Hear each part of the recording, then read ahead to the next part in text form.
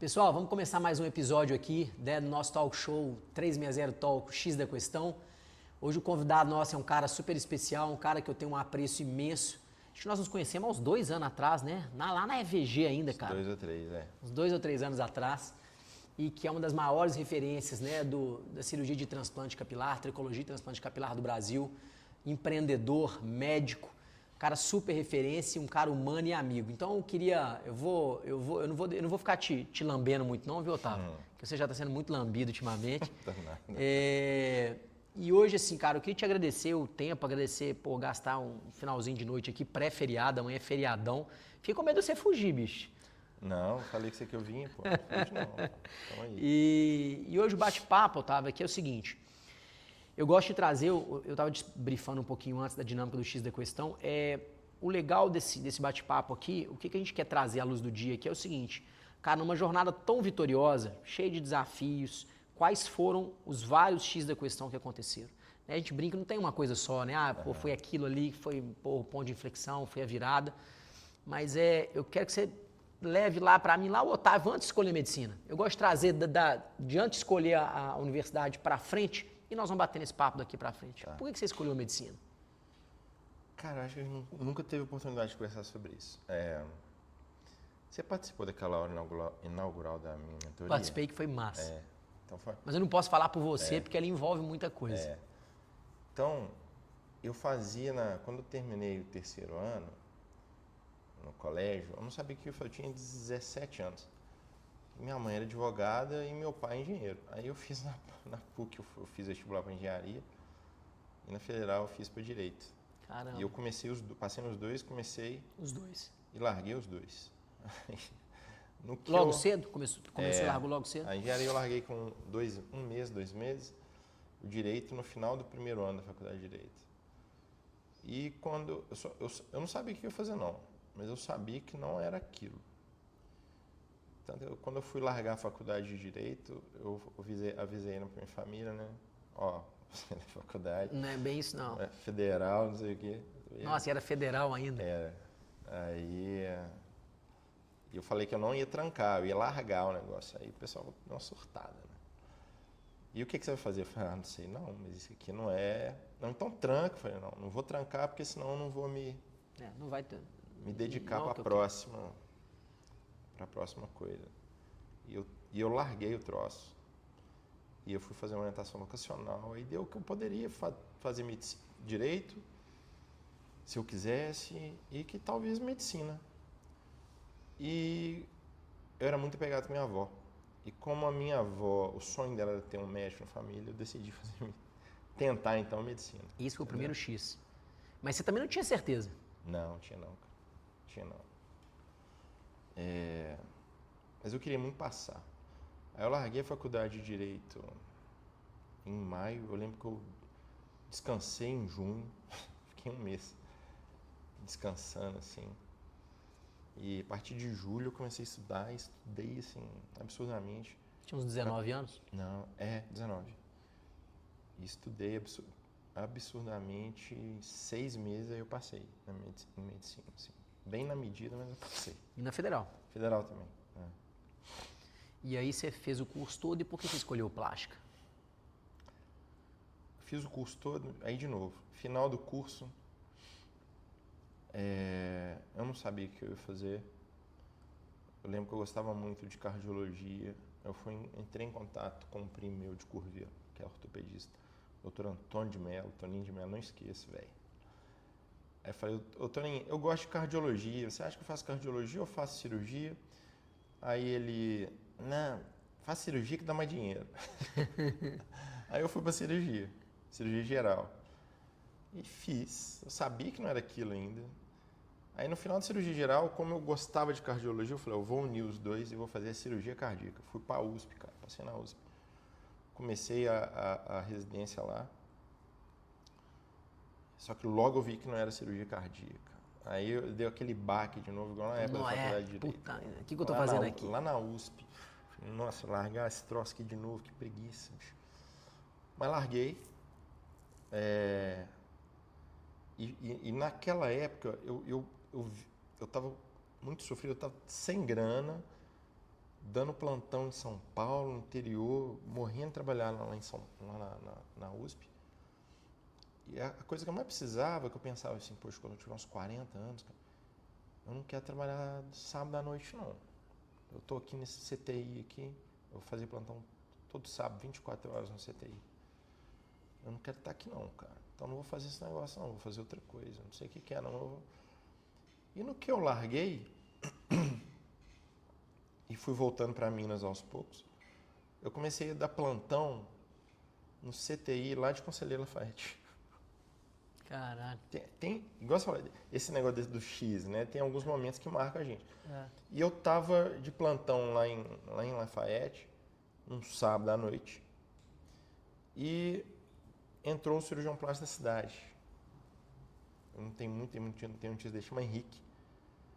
E eu fui olhando, porque, cara, sim, né? Eu lá de plantão, ele entrou, educado, boa noite. Aí o cara foi lá, viu um paciente como esse cara, desbridou esse cara do paciente, saiu, foi embora. Aí eu fiquei pensando, porra, eu vou dormir a noite inteira aqui, é sábado, 9 horas da noite, esse cara vai pra casa. Ah, quem sabe, hein, vou fazer esse troço. Aí eu cheguei na janela assim do meu quarto, dava na saída do estacionamento. Que carro que ele Aí tá? passou na Land Rover, eu falei, nossa. Tem que falar a verdade, né? Os negócios que me guiaram na época. Já sei. Aí eu falei, cara, aí eu comecei a pensar em plástica. Aí eu falei, mas eu não gosto muito de estética e tudo.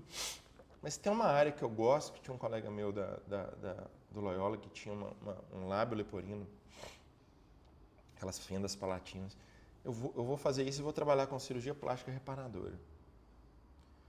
E eu comecei a pensar em cirurgia plástica. Eu falei, pode ser bom que foge convênio, né? Convênio não vai botar a mão no meu dinheiro. Sim. Eu vou fazer esse troço, vou trabalhar com lábio leporino e fenda palatina. E eu comecei, só que na plástica, pensando nisso, só que depois que eu entrei na primeira cirurgia de transplante capilar do Dr. Carlos Eduardo Leão, cara, foi outro X. Outro momento que assim, pá, é isso que eu vou fazer. Entendeu? Impressionante, né? Acho que as coisas quando aparecem, você não tem muita dúvida. Acho que se tem muita dúvida é porque... E você entrou com ele na cirurgia capilar. É auxiliar. Ele já era um especialista. Já, ele ainda opera, né? Mas na época ele operava bastante, assim, eu adorava quando era cirurgia de transplante. Eu era o único residente que gostava, os outros residentes odiavam esse negócio, entendeu? Então, aí eu comecei a me planejar. Eu sabia que eu formei em 2010 na plástica. Você formou onde na plástica? Na FEMIG. Na FEMIG? Sabia que eu ia demorar um tempo fazendo plástica geral, mas que eu ia fazer essa transição para cabelo. E isso foi acontecendo, né? Você nunca chegou a pegar corporal? Na sua... Já você como atividade... Fiz muito. Nunca cheguei a operar, né? Igual alguns caras daqui. Mas Sim. Teve um mês que eu operei 25 cirurgias plásticas, né? Eu atendi lá em Curvelo, que é a minha cidade. E aqui também. Cheguei a ter um movimento bom. E aí você foi fazendo uma migração natural para cabelo? Foi aumentando aos poucos. E aí tiveram dois fatores que acabaram de me impulsionar. Primeiro foi que eu fui dos primeiros aqui, junto com o pessoal ali da Clínica Regis, que começou a fazer FUE. Nós estamos falando de quantos anos, mais ou menos, isso? Para trás? 2014. Uns 10 anos, mais ou menos. Fui na Malásia fazer um curso lá, cara.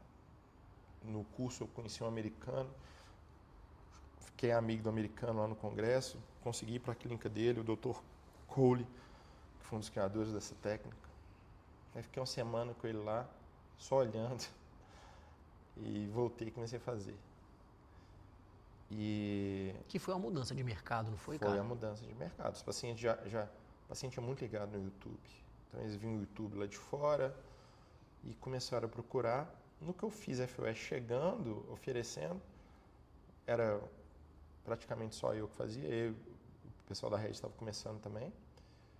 E foi o que começou a lotar meu consultório. Deu uma alavancada. Deu.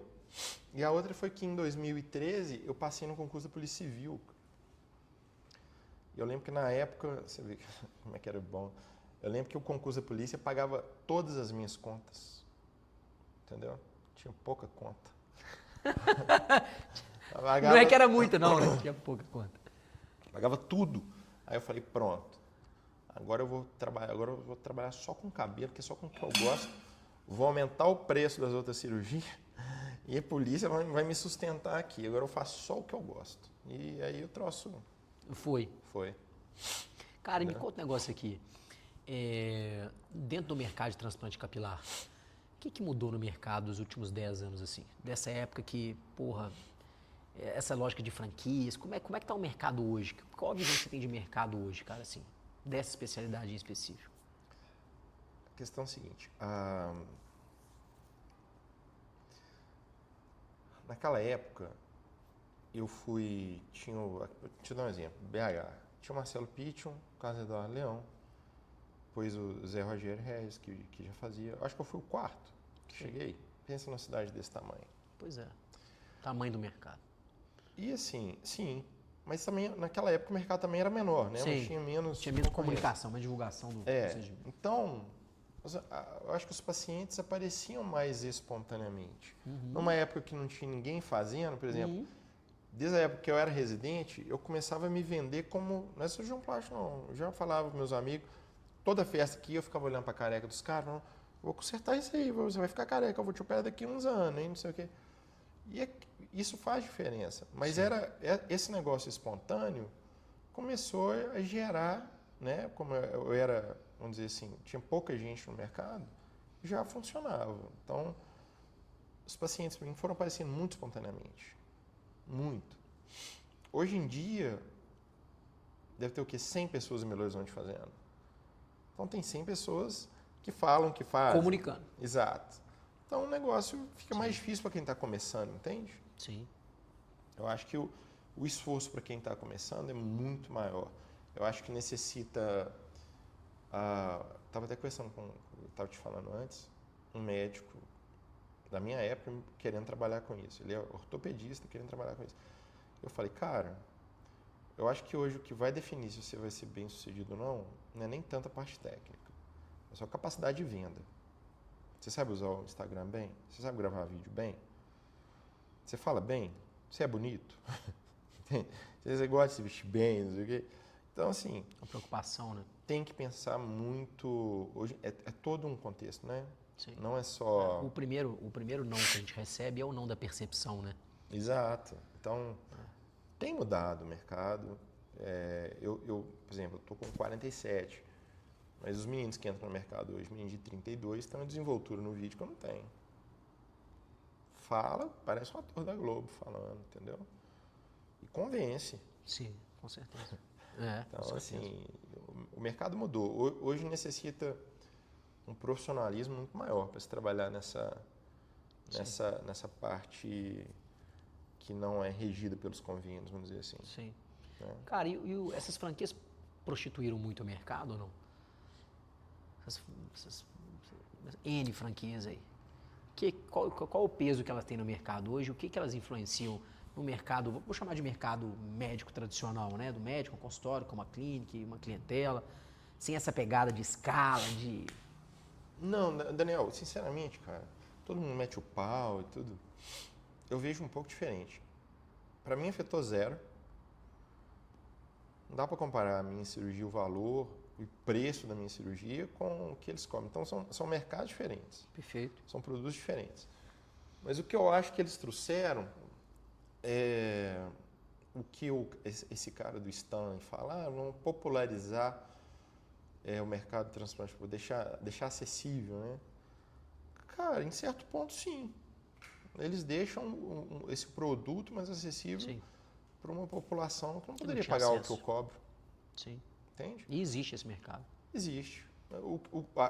A minha questão com eles é só, muitas vezes, eles indicam cirurgia desnecessariamente. Sim. Pensa mais no benefício deles do que do benefício do paciente. Sabe quando o negócio inverte? Sim. Sabe? Então, essa que é a questão. É empurrar uma venda. Eles vivem, franquia precisa de ter lucro. Sim, total. Né? Então, toda empresa, mas eu falo assim... Sim, mas tem uma... a gente é regido por uma ética que lá não tem. Entende? Sim. Então, Então, acho que a questão das franquias é toda essa questão do lucro acima do interesse do paciente. Se o seu Otávio tivesse, cara, com a experiência que você tem, essa estrada monstro que você tem, tivesse começando já, os mesmos pontos de contato, tudo, capilar, tô começando, de zero. O que você gostaria de saber com a experiência que você tem, que você não sabia naquela época, você foi aprendendo, tomando porrada? Mas, puta, velho, se eu estivesse começando hoje, eu vou dar pro meu filho esse conselho. Com certeza, a parte de gestão, cara. Que foi um negócio que eu mais fui apanhando até hoje. Gestão de pessoas, gestão financeira, jurídico. Comercial, O que médico entende de lei trabalhista? Então a gente vai aprender lei trabalhista quando o funcionário começa a te cobrar alguma coisa, ou te encher o saco, ou quando você se vê em risco. Sim. É muito perigoso, entende? Então eu acho que a parte extra medicina, para quem vai empreender, é um ponto importante é de muito atenção. importante. E vai te dar muita segurança, né, no seu caminho. Que é muito comum, vou te dar um exemplo. Você começar a montar uma empresa toda avacalhada e ir levando com... Você vê lá na frente. A parte da contabilidade, por exemplo. Às vezes tem um contador ruim, cara, que deixa você fazer as coisas erradas, você fica feliz. Assustou, vem aqui caminhão de coisa que você tem que pagar lá na frente. Cara, e entende? sabe uma outra coisa doida, esse negócio de contador? Que eu estava refletindo sobre isso, porque é muito comum isso, né? Muito comum. Você começa ali meio que no amadorismo, traz um contador também mais ou menos, meia boca. O cara que quer te trabalha na agradar, se você não quer pagar imposto. A fome com a vontade de comer, né? Você vai na informalidade. E sabe qual que é o maior problema disso, cara? Não é nem sonegar ou não sonegar, não é nem esse mérito aqui. É porque você vicia a sua margem. Você acha que o seu negócio dá aquilo de resultado e ele não dá de verdade. Porque você está maquiando, porque, né, de certa forma você tinha que estar pagando imposto. Então aquilo entra na corrente sanguínea. Porque o cara fala assim, a caixa 2. Não existe caixa 2. Você não pega aquele dinheiro e guarda num caixa 2, num outro lugar. Você usa ele num... Não, Então, é um gasto de energia, bicho. Vai pegar o dinheiro. Aí não, você vai gastar em... Tá fazendo obra, gasta na obra. Compra obra de arte. Cara, você tem que ficar pensando, fazendo um malabarismo imenso para fazer um trem que é errado. Tá entendendo?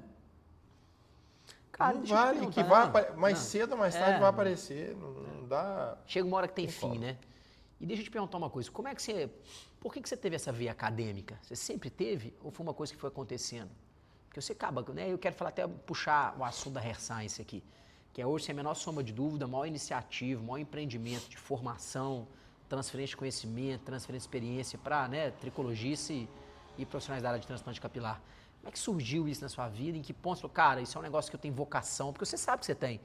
E que horas que você tem esse despertar e você começa a...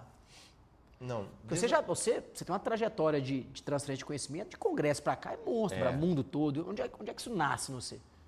Não foi na UFMG, cara. Foi fazendo orientação vocacional. Orientação vocacional não, iniciação científica. Iniciação científica, Lá atrás? Doutor Manuel Otávio. Quinto período. Comecei... E até no ICB eu já fazia, mas eu engrenei mesmo. Biológicas. Engrenei mesmo com o Manuel Otávio. E que eu vi que eu gostava de escrever, escrevi umas revisãozinhas. Eu vi que eu tinha um nívelzinho bom, igual os alunos de mestrado dele. Sim. Escrevia bem. E a turma, no geral, não gosta, né? E aí, cara, foi dando... Na residência eu pegava, fazia uma coisa ou outra. E fui vendo que eu gostava disso, gostava de pesquisa, eu sempre fui muito curioso. E depois que eu terminei a residência, tive algumas publicações importantes nessa área, aprendi a dar aula. Então foi indo e foi algo bem legal para mim. Me trouxe muitas amizades e muito... Te trouxe muita autoridade, né, cara? Você rodou em palcos altos. Rodou o mundo todo. Conta aquela história sua do inglês que é boa demais. O cara te chamou, você contou isso na sua aula na primeira aula da mentoria, da Hair Science. Como é que foi isso, cara? Cara, tipo, você não sabia falar inglês.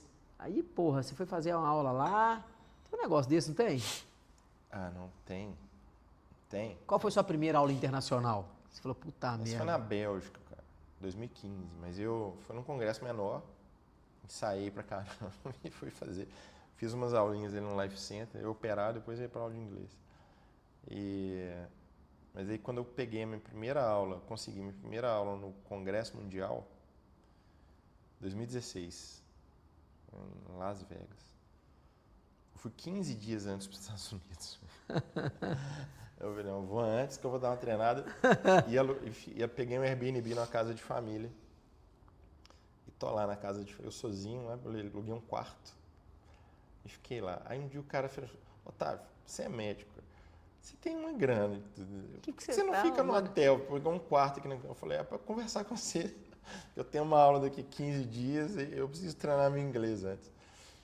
Aí ele riu, tudo. Então nós vamos te chamar para jantar toda noite. E acabou que eu fiquei muito amigo deles e tudo. Legal.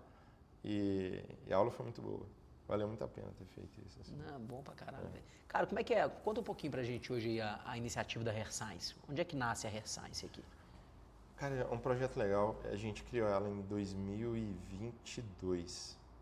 Tava eu e o Paulo Miller num congresso mundial. O Paulo tinha acabado de dar uma aula dele. A gente foi almoçar. Esse ano eu estava organizando o congresso. E eu falei, Paulo, vamos criar um projeto de ensino aqui no Brasil, que não tem ainda, que envolve tricologia e transplante capilar.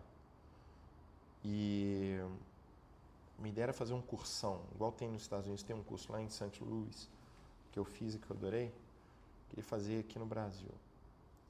E a gente começou a pesquisar como é que a gente poderia fazer e tudo.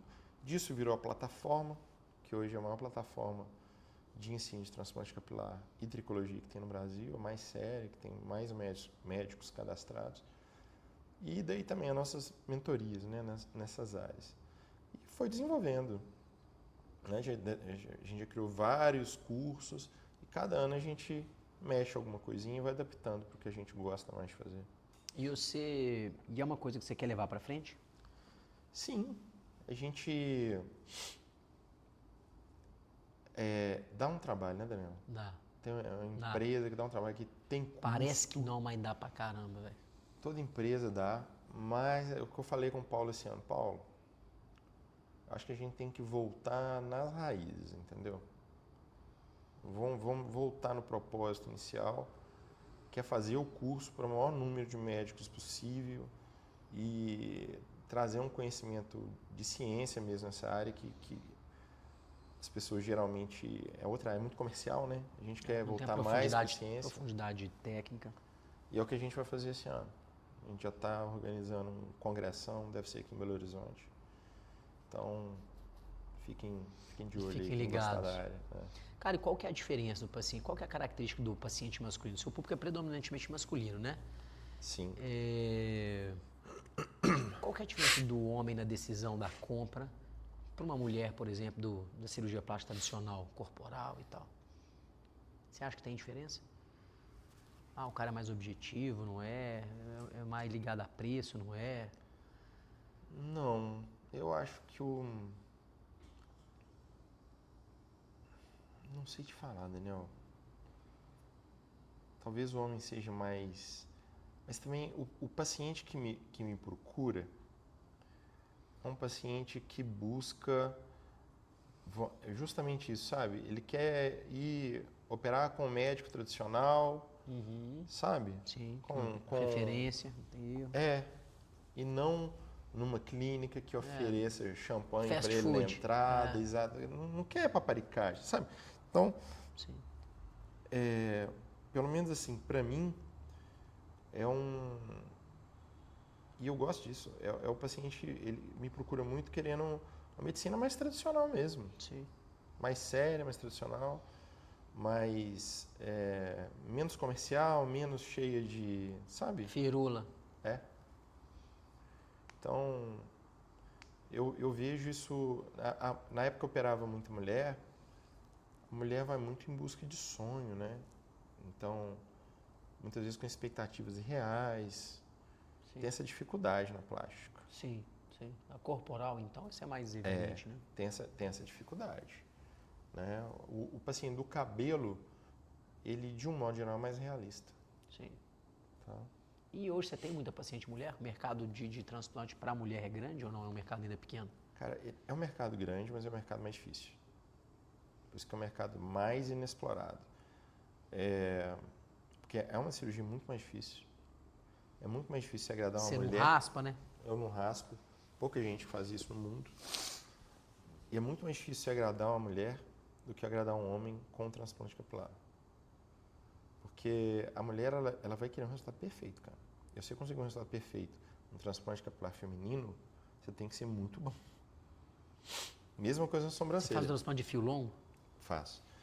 Mesma coisa na sobrancelha. Eu dei uma aula, esses negócios dessas viagens, semana retrasada eu estava na Índia, eu dei uma aula lá sobre sobrancelha e falei, quando eu opero sobrancelha no homem, o homem quer só ter um pouquinho de pelos a mais nas sobrancelhas. Esse é o objetivo do homem. A mulher não. A mulher ela quer ter a sobrancelha mais linda do mundo. Desenhada. A sobrancelha mais perfeita e mais linda do mundo. Entende? Então são... Níveis de Você expectativa trabalhar diferente. com a mulher, você... Tem que estar com a mão. Ah, cara, é o que eu falo com meus alunos. É o último degrau. Tem gente que me procura que eu quero aprender com você só sobrancelha. Eu falei, não, beleza. Você pode chegar lá, mas é aqui, tem outros passos antes. Senão você não vai ser feliz, não. E a cirurgia de transplante de fio longo são poucas pessoas que fazem, né? Pouquíssimos. No Brasil hoje deve ter umas 3, 4. Porra, muito pouco então. É pouco, mas é muito mais difícil. Demanda muito mais horas de bloco cirúrgico, né? Então, assim, é um nicho específico. E esse é um mercado que inovou muito, cara? Ou não? É um mercado que está aí fazendo as mesmas coisas há muitos anos? Desde que você entrou. O que mudou? Assim, eu vejo assim, aí só fazendo um paralelo aqui. Pegando na sua especialidade, que é plástica, você pega corporal, mudou muito, né? Mudou muito. Muita tecnologia. Porra, muita tecnologia, cara. Antigamente o cara aspirava na seringa, hoje o cara é 300 tecnologia, emulsifica gordura, não sei o que, tira, filtra, faz, acontece. Retrai pele. Não, e no cabelo? Modificou. Todo ano sai tecnologia nova. De 2015 até 2020, eu acho que a gente teve um boom muito importante. A questão de tecnologia modificou muito. De 20 para cá, o pessoal tem evoluído muito nas questões das mega sessões.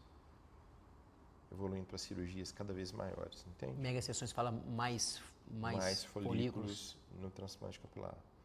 Então, antigamente, que eu fazia 3, 4 mil em um dia, hoje a gente já consegue fazer 6, 7. Muito mais folículos. produtivo. A gente consegue... O objetivo é sempre transferir mais, mantendo uma boa segurança do paciente, né? Sim. Que a cirurgia também se torna mais longa. Então, todo o desafio é esse. Fazer cirurgias maiores, com um resultado melhor, mas mantendo a segurança para ele. Otávio, deixa eu te perguntar uma coisa. Quais são os canais? O paciente que chega no Otávio, hoje ele chega por onde? Quais são os canais de aquisição que hoje você experimenta? Você experimenta e foca, trabalha para chegar. André, 80% meu indicação. Em algumas épocas, mais. Se eu trabalho um pouco no Instagram, você aí potencializa aumenta um pouquinho. pouco o Instagram. Quando eu estou com uma campanha ativa, aí aumenta assim 10, 15% por exemplo, no Google, no site, entendeu? Mas hoje o nosso forte é a indicação mesmo, que é 80%. Você tem uma baixa de pacientes grandes, né, cara? Você tem grande, muito caso cara. na rua. Eu opero desde 2010. De 2015, 16, pelo menos 4 pacientes por semana. Pois é. Pra cá. Então, Faço as contas. dá uma média de talvez 200 por ano. Então, é muita gente. É muito paciente, sabe? Então, assim, no Brasil inteiro, graças a Deus. E qual foi o maior desafio, cara, que você já pegou assim? Tem algum que te marcou? Tem, cara. Tem alguns, né? Tem alguns.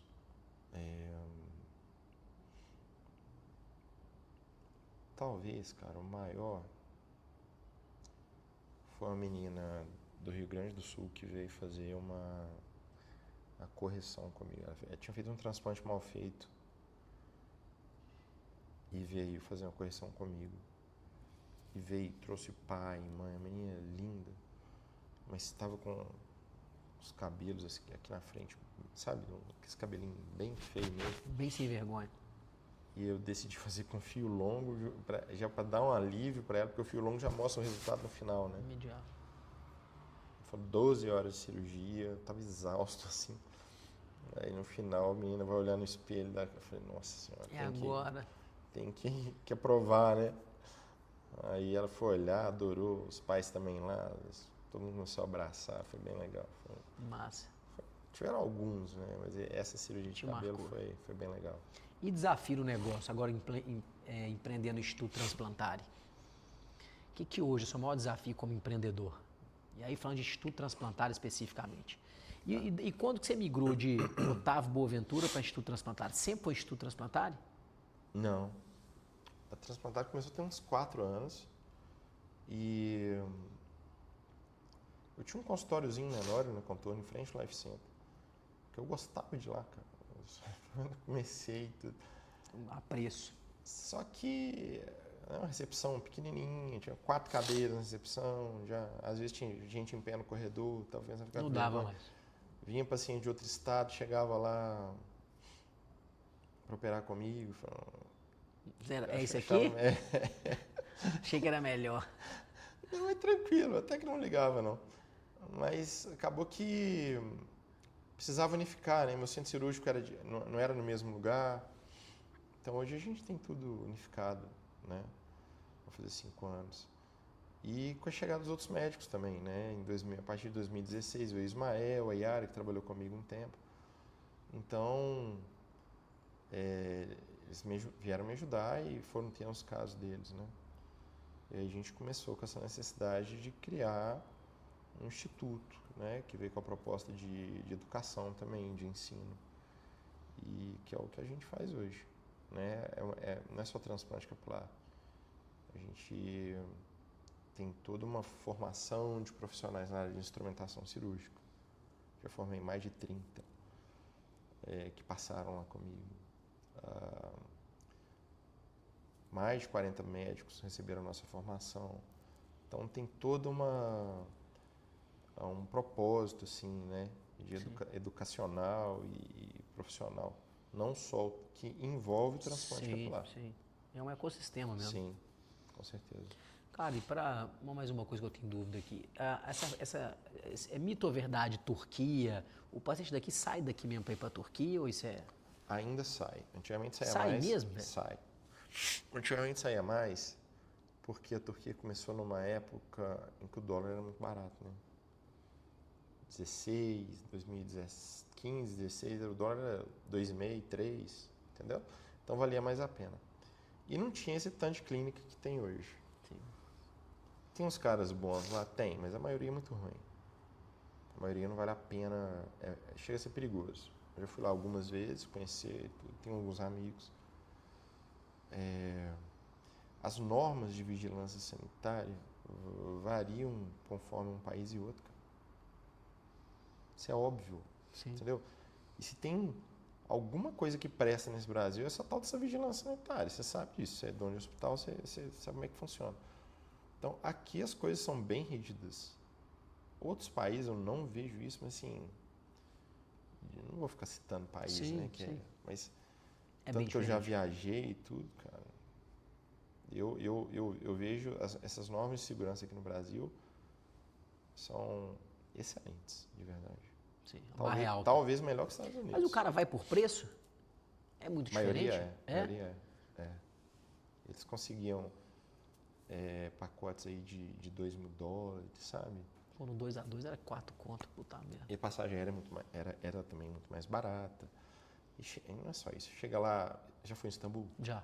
É maravilhoso, né? É, do cacete. É uma das cidades mais top que tem. É lindo. Aí o que os caras fazem? Turismo, né? Turismo. Ia excursão de homem, aí ficava aqueles programas de homem lá, aquele negócio. Na Ásia e na África. Não sei o quê. E aí, poxa. Popularizou. É um passeio legal, entendeu? Sim. Mas quer dizer que tem ainda? Tem. E qual que é Hoje é menos comum aqui, mas eu sei, por exemplo, América do Norte, a maioria dos pacientes dos Estados Unidos e Canadá não operam lá não, cara. Tudo lá. Eles pegam um voo. A Europa é a mesma coisa. É um grande centro de transplante capilar. popular, mas é. Que doideira, hein? Tava conversando, cara, com Que doideira. esses dias. Foi um brasileiro, um paciente meu que mora no Canadá. E falando nisso, que a maioria. Eu moro em Montreal. A maioria opera na Turquia, não é no Canadá. E não. ponto. Eu achei que era muito popular, mas deve ter coisa boa também, né? Mas é bem difícil. Né? Eu não operaria lá, não. De Cara, jeito nenhum. e o que você mudaria na Instituto Transplantário hoje, se você pudesse, assim, num toque de fadas? Cara.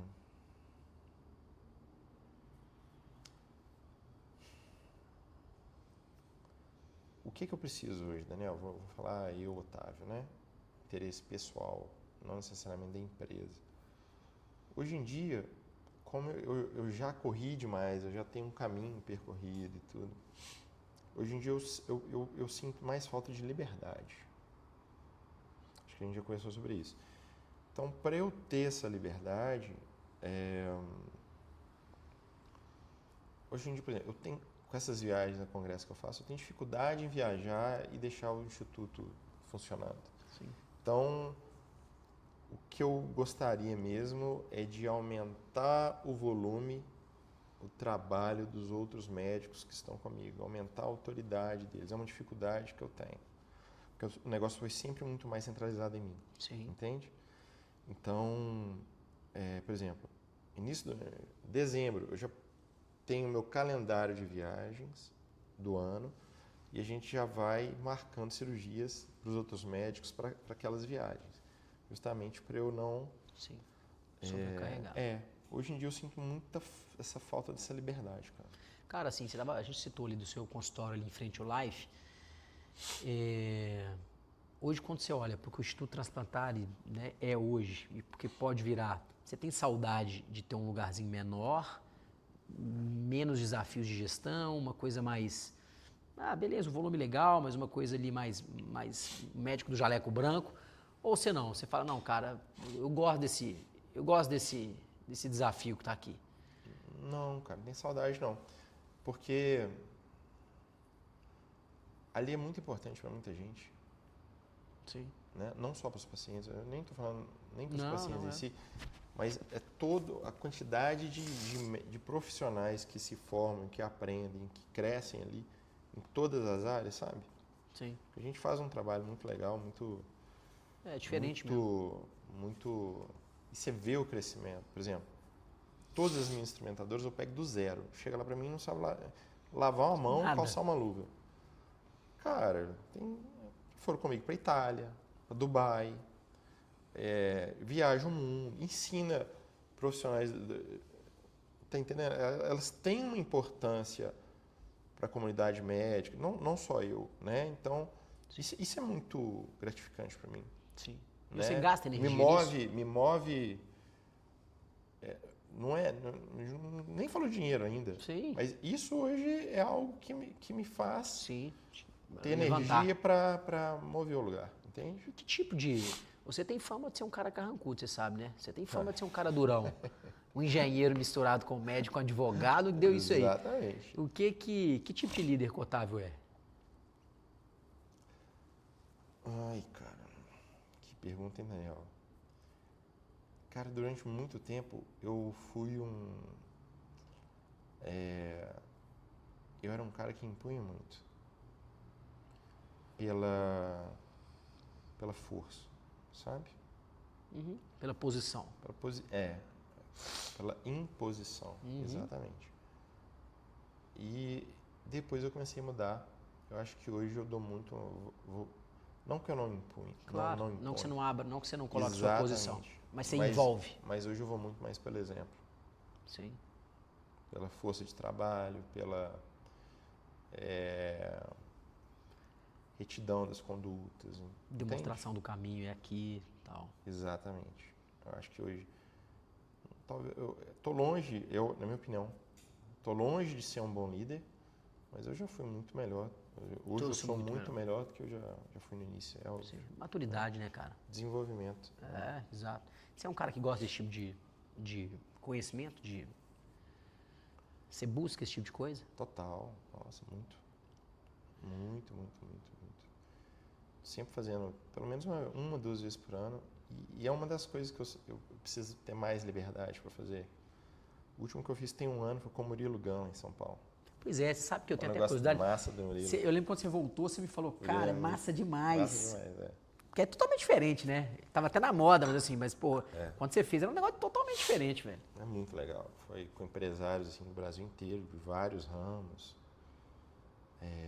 Foi bem interessante. Murilo é muito inteligente. É o quê? São 2 dias? Como é que você. Como é que é? Não, foram 4 dias numa fazenda perto de São Paulo, sem celular, sem nada. Foi bem interessante, assim, bem legal. E conheci, cara, pessoas de diferentes ramos, sabe?